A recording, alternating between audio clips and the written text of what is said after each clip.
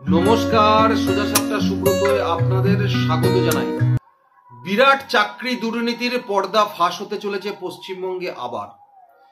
तबे एबारे जवाब किन्तु दिते हबे मोहम्मद सेलिमदेर, जवाब दिते हबे सीपीएम एर नेतादेर।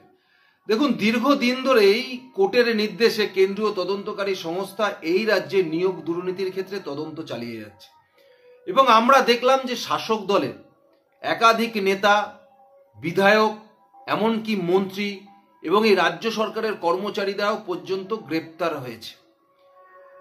কিন্তু এইবারে ঝুলি থেকে যে বিড়ালটি বেরিয়ে এসেছে সেটার জন্য কিন্তু কৈফিয়ত দিতে হবে সিপিএম এর নেতাদের, কারণ তাদের সেই দুর্নীতিতেও কিন্তু বঞ্চিত হয়েছে পশ্চিমবঙ্গের হাজার হাজার শিক্ষিত যুবকরা।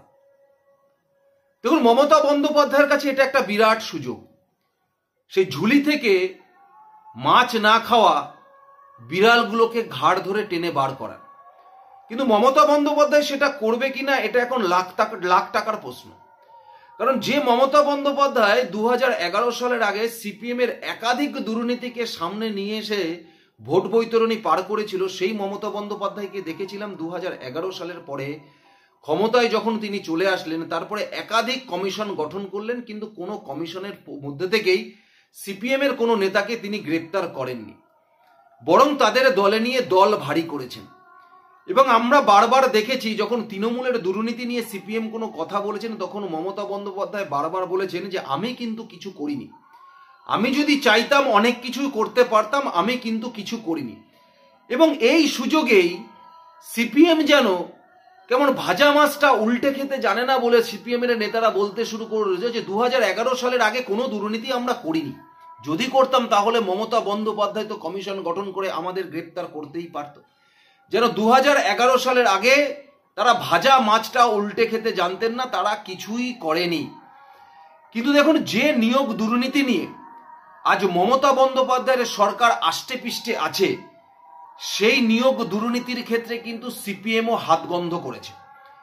যদিও মমতা বন্দ্যোপাধ্যায় কোনোদিনই চাইনি যে সিপিএম নেতাদের দুর্নীতি বাইরে আসুক, কারণ বিজেপিকে ঠেকানোর জন্য মমতা বন্দ্যোপাধ্যায়কে যে সিপিএম এর প্রয়োজন হয় এবং সিপিএম বিজেপিকে ঠেকানোর জন্য বারবার যে মমতা বন্দ্যোপাধ্যায়ের হাতটা তল দিয়ে ধরে, এ বিষয়ে কোনো সন্দেহ নেই, প্রত্যেকটা নির্বাচনেই আমরা দেখতে পেরেছি। তাই কেমন যেন মমতা বন্দ্যোপাধ্যায়ের সঙ্গে এই তৃণমূল কংগ্রেসের সঙ্গে সিপিএম এর একটি গোপন টেবিলের আন্ডারস্ট্যান্ডিং আছে, এ বিষয়ে অস্বীকার করার কোনো জায়গা নেই। তাই বিভিন্ন দুর্নীতি নিয়ে তারা সোচ্চার হলেও কখনো তারা মমতা বন্দ্যোপাধ্যায়ের পদত্যাগ চায় না। এমনকি নির্বাচনে আসলে তারা নো ভোট টু মমতা বলে না, বরং নো ভোট টু বিজেপি বলে। তো অবশেষে ভান্ডাটা ফুটে বেরোলো কোথা থেকে? ভান্ডাটা ফুটিয়ে দিল কলকাতা হাইকোর্টের বিচারপতি বিশ্বজিৎ বসু। 2009 সালে এমপ্লয়মেন্ট এক্সচেঞ্জের মধ্যে দিয়ে এই প্রাথমিকের নিয়োগ দুর্নীতি মামলায় হাজার হাজার দুর্নীতি সংগঠিত হয়েছে এবং তার জন্য ইতিমধ্যে তদন্তের ভার সিআইডির হাতে দিয়ে দিয়েছে কলকাতা হাইকোর্ট। শুধু তাই নয়, তার সঙ্গে সঙ্গে ইতিমধ্যে উত্তর 24 পরগনার জেলার 26 জনের চাকরি চলে গেছে শুধুমাত্র এই জাল এমপ্লয়মেন্ট এক্সচেঞ্জের কার্ড দিয়ে তারা চাকরি পেয়েছিল বলে। আপনাদের সবার মনে থাকবে যে সিপিএম এর সময় এমপ্লয়মেন্ট এক্সচেঞ্জের কার্ড হতো, তখন ক্লাস 8 পাস হয়ে গেলেই আপনি গিয়ে এমপ্লয়মেন্ট এক্সচেঞ্জের কার্ড করতেন, তারপরে যখন মাধ্যমিক দিতেন তখন সেখানে গিয়ে আপনার শিক্ষাগত যোগ্যতা বাড়িয়ে আসতেন, তারপরে যখন উচ্চ মাধ্যমিক দিতেন গিয়ে শিক্ষাগত যোগ্যতা বাড়িয়ে আসতেন, তারপরে যখন গ্রাজুয়েশন কমপ্লিট করতেন গিয়ে শিক্ষাগত যোগ্যতা সেখানে বাড়িয়ে আসতেন, তারপরে এমপ্লয়মেন্ট এক্সচেঞ্জের থ্রুতে আপনার চাকরির কল আসতো, তারপরে গিয়ে আপনার পরীক্ষা দিতে হতো। ঠিক সেই সময় দাঁড়িয়ে 2009 সালে প্রায় হাজার হাজার প্রাইমারিতে চাকরি হয়েছে যারা ভুয়ো এমপ্লয়মেন্ট এক্সচেঞ্জের কার্ড দিয়ে যাদের চাকরি হয়েছে। ইতিমধ্যে সেটা ধরে ফেলেছে কলকাতা হাইকোর্ট। তাই উত্তর 24 পরগনা জেলার ইতিমধ্যে 26 জনের চাকরি চলে গেছে যারা এই প্রাইমারি শিক্ষার সাথে যুক্ত আছে এবং তার সঙ্গে সঙ্গে প্রত্যেকটি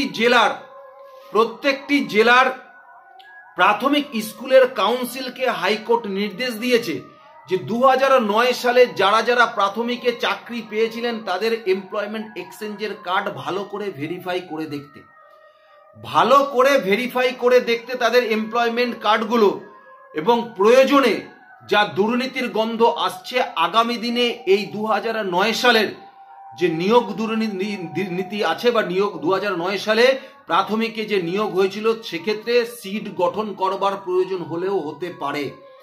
এবং তার সঙ্গে সঙ্গে শুধুমাত্র সমস্ত জেলার শিক্ষা কাউন্সিলকেই সেই নির্দেশ দেয়নি, তার সঙ্গে সঙ্গে নির্দেশ দিয়েছে যে এই শিক্ষা দপ্তরের কমিশনারকেও আগামী 27 তারিখ কলকাতা হাইকোর্টকে জানাতে হবে যে এমপ্লয়মেন্ট কার্ড বা এক্সচেঞ্জের কার্ড ভেরিফাই করে কি তথ্য উঠে এসছে সেগুলো কিন্তু তাদেরকে জানাতে হবে। এবং এই যে দুর্নীতির গন্ধ কলকাতা হাইকোর্টের বিচারপতি বিশ্বজিৎ বসু পেয়েছেন, তাই জন্য এই মুহূর্তে সিআইডিকে তদন্তের নির্দেশ দিয়েছে যে একাধিক জেলাতেও কিন্তু এই দুর্নীতি সংগঠিত হতে পারে।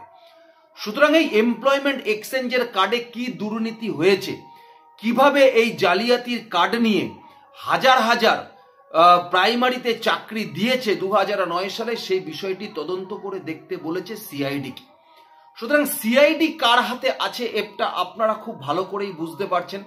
সুতরাং মমতা বন্দ্যোপাধ্যায় যদি সত্যি চায়, তাহলে মমতা বন্দ্যোপাধ্যায় কিন্তু এই 2009 সালে যে সমস্ত বিড়ালগুলো মাছ খায় না বলে এই লাল চাদরের আড়ালে দীর্ঘদিন লুকিয়েছিল, তাদের ঘাড়গুলো কিন্তু ধরে ধরে টেনে বার করতে পারে, তাদের ফাইলগুলো আবার খুলতে পারে।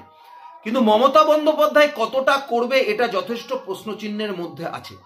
দেখুন, কলকাতা হাইকোর্টকে কোনো না কোনো তদন্তকারী সংস্থার ওপরে তো তদন্তের ভার দিতেই হবে। সেক্ষেত্রে কলকাতা হাইকোর্ট সিআইডির হাতেই তদন্তের ভার দিয়েছে এবং সিআইডি অবশ্যই মমতা বন্দ্যোপাধ্যায়ের নির্দেশ অনুযায়ী কাজ করবে, এ বিষয়ে কোনো সন্দেহ নেই, কারণ একাধিক ক্ষেত্রে আমরা সেটা দেখেছি। সুতরাং যদি মমতা বন্দ্যোপাধ্যায় চায় তাহলে কিন্তু ঝুলি থেকে বেড়ালটা বেরোতেই পারে, কিন্তু মমতা বন্দ্যোপাধ্যায় চাইবে বলে তো আমার অন্তত মনে হয় না। কিন্তু যেহেতু আমাদের আশা আছে, কেন, কারণ যেহেতু কলকাতা হাইকোর্টের বিচারপতি বিশ্বজিৎ বসু এই কথাটি বলেছেন এবং কলকাতা হাইকোর্টের নজরদারিতে হচ্ছে, সুতরাং এক্ষেত্রে মমতা বন্দ্যোপাধ্যায় চাইলেও কিন্তু চেপে যেতে পারবে না। হতে পারে তদন্তটা দীর্ঘায়িত করবে, হতে পারে তদন্ত দিনক্ষণ আরো বেড়ে যাবে, কিন্তু ঝুলি থেকে বিড়াল কিন্তু আজ আর নয়, কাল বেরোবেই। সুতরাং সিপিএম কেও কিন্তু, মোহাম্মদ সেলিমকেও কিন্তু, সিপিএম এর নেতাদের কিন্তু জবাব দেওয়ার সময় এসে গেছে। কারণ সেই সময় দাঁড়িয়ে 2009 সালে তারাও কিন্তু এই হাজার হাজার এমপ্লয়মেন্ট কাজের জালিয়াতির মধ্যে থেকে যারা প্রাইমারি স্কুলে যাদের চাকরি দিয়েছিল, সুতরাং সেই সময় দাঁড়িয়েও কিন্তু পশ্চিমবঙ্গে এই হাজার হাজার ছেলেমেয়েরা, শিক্ষিত যুবকরা তাদের ন্যায্য চাকরি থেকে বঞ্চিত হয়েছে। সুতরাং তারা কিন্তু ছেড়ে দেবেন না, তাদেরকে কৈফিয়ত আপনাদের দিতেই হবে। সুতরাং এখন যারা আপনারা মিডিয়ার সামনে এসে বলেন না যে নিজেরা যেন ধোয়া তুলসী পাতা, 2011 সালের আগে আপনারা কিচ্ছু করেননি, এখন যত দোষ নন্দ ঘোষের কাছে চাপান, সুতরাং যেরকম তৃণমূল কংগ্রেস দুর্নীতিতে আপাদমস্তক ডুবে আছে, সেরকম আপনারাও দুর্নীতিতে আপাদমস্তক ডুবে আছেন। শুধু আপনাদের খোলসটা মমতা বন্দ্যোপাধ্যায় ছাড়াইনি শুধুমাত্র নিজের স্বার্থের জন্য। সুতরাং এবার কিন্তু হাইকোর্ট দায়িত্ব নিয়ে আপনাদের খোলস আগামী দিনে পশ্চিমবঙ্গের মানুষের সামনে নিয়ে আসবে, এ বিষয়ে আমরা নিশ্চিত। সুতরাং আগামী 27 জানুয়ারি সিআইডিকে যেমন রিপোর্ট দিতে হবে, তার সঙ্গে সঙ্গে রিপোর্ট দিতে হবে এই শিক্ষা দপ্তরের কমিশনারকেও কিন্তু এই রিপোর্ট সাবমিট করতে হবে। সুতরাং আগামী দিনে এই বড় চক্র, যে বিরাট দুর্নীতির চক্র ইতিমধ্যে কিছুটা ফাঁস হয়ে গেছে, আগামী দিনে আরো জেলাতে যে ফাঁস হতে চলেছে এ বিষয়ে কোনো সন্দেহ নেই। আর ফাঁস ইতিমধ্যে হয়েছে বলেই উত্তর 24 পরগনা জেলায় শুধু এই একটা জেলাতেই 26 জনের চাকরি ইতিমধ্যে চলে গেছে।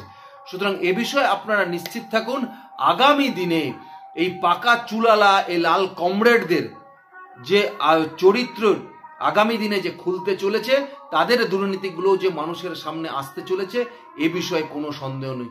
আপনারা কি মনে করেন? আপনারা যেটাই ভাবেন না কেন অবশ্যই আমাকে কমেন্টস বক্সে জানাবেন। ধন্যবাদ, নমস্কার।